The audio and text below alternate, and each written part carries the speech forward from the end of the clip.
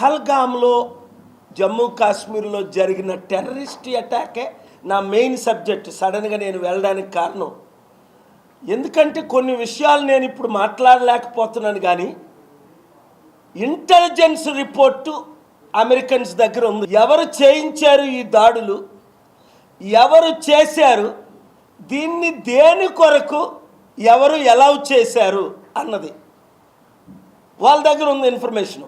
మీరు చూడండి, టర్కీలో ఒక సౌదీ వాషింగ్టన్ పోస్ట్ జర్నలిస్ట్ని కొన్ని సంవత్సరాల క్రిందట సౌదీ ఎంబసీలోనే ముక్కలు చేసేశారు, ప్యాక్ చేసి పంపించారు.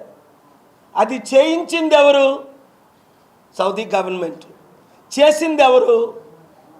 వాళ్ళ మనుషులే ప్రైవేట్ ప్లేన్లో వచ్చి. ఇంత ఇన్ఫర్మేషన్ ఇచ్చినా ట్రంప్ మాత్రం, ప్రపంచం అంతా దాన్ని ఖండించింది, కానీ ట్రంప్ మాత్రం ఆ సౌదీకే బిలియన్స్ ఆఫ్ డాలర్స్ తీసుకొని సౌదీని కాపాడాడు.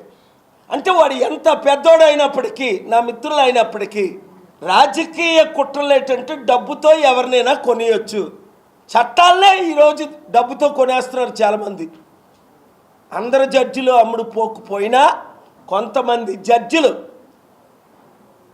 ఇష్టం వచ్చినట్టు బిహేవ్ చేసి కొన్ని లక్షల ఎకరాల భూముల్ని లక్షల కోట్ల మందికి మన దేశంలోనే అన్యాయం చేస్తున్నారు. ఆ ఇన్ఫర్మేషన్ అంతా ఫైల్స్ అయిపోయి కనుక